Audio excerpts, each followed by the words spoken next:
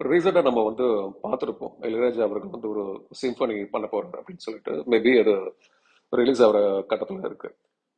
அப்போ சில பேர் கமெண்ட்ஸ் போட்டிருந்தாங்க. அதுல ஒரு கமெண்ட் வந்து என்ன அப்படின்னா, இப்போ சிம்பனின்னு எதுக்கு அவர் பண்ணணும்? சிம்பனின்றது ஒரு பிராண்டு. அந்த பிராண்ட் வந்து ஏற்கனவே பெரிய பெரிய லெஜண்ட்ஸ்லாம் வந்து வழிமுறைகளா பண்ணிட்டு வந்திருக்காங்க. பீத்தோவனுக்கு முன்னாடி, மொசாட்டுக்கு முன்னாடி அவங்கெல்லாம் பண்ணதை பீத்தோவன், மொசாட்லாம் பண்ணியிருக்காங்க. அது எதுக்கு இவர் பண்ணணும்? இவர் புதுசாக அதை வெரைட்டிஸா பண்ணலாமே, அதுக்கு ஒரு பேர் வைக்கலாமே அப்படின்ற மாதிரி ஒரு கமெண்ட்ல படிச்சேன். ஆக்சுவலி அவர் சொல்றது ஓரளவுக்கு புரியுது.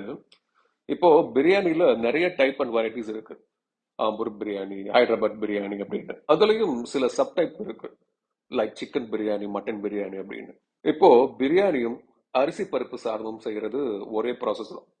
எல்லா இன்கிரீடியன்ஸையும் குக்கர்ல ஒண்ணா போட்டு வேக விடுறது. ஆனா உங்க முன்னாடி பிரியாணியும் அரிசி பருப்பு சாதத்தையும் கொண்டு வந்து வச்சு இதுல எது பிரியாணின்னு கேட்டா உங்களால ஐடென்டிஃபை பண்ண முடியுங்களா? அதே கான்செப்ட் தான்.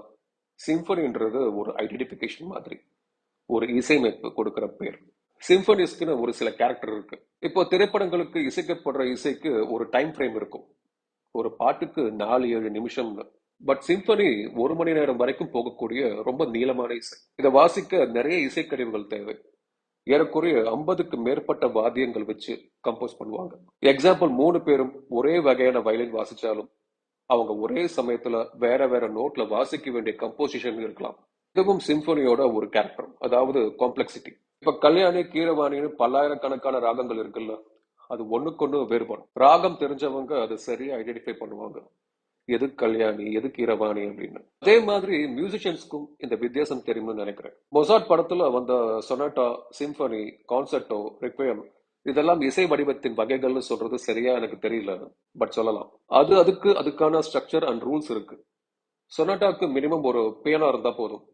ஆனா நான் சொன்ன மாதிரி சிம்பனிக்கு 50 இசைக்கருவிகள் வேணும். சிம்பனி ஒரு பிரியாணி மாதிரி. அது வாசிக்க பெரிய குரூப் ஆஃப் பீப்புள், ஆர்கெஸ்ட்ரா தேவை. ஆனா கான்சர்ட்டும் ஒரு அரிசி பருப்பு சாதம் மாதிரி தான். சின்ன குரூப் போதும், இல்லைன்னா தனியா கூட பண்ணலாம். இப்ப நீங்க சொல்ற மாதிரி புதுசா ஒண்ணு கண்டுபிடிக்கணும் அப்படின்னா இந்த இசை கேட்டகரியில வராத ஒரு புது வகைராவை கண்டுபிடிக்கணும். அதுக்கு முதல்ல இசை எழுத தெரியணும். இப்ப இருக்கிற சோகால் மியூசிக் கம்போசர்ல எத்தனை பேருக்கு இசை எழுத தெரியும்? காப்பி அடிக்காம இருந்தாலே பெரிய விஷயமா இருக்கு. இது எனக்கு தெரிஞ்ச என்னோட கருத்து. இது தப்பா கூட இருக்கலாம். நீங்க வேணும்னா நல்ல மியூசிக் தெரிஞ்சவங்க கிட்ட கேட்டு பாருங்க. You may got a proper answer.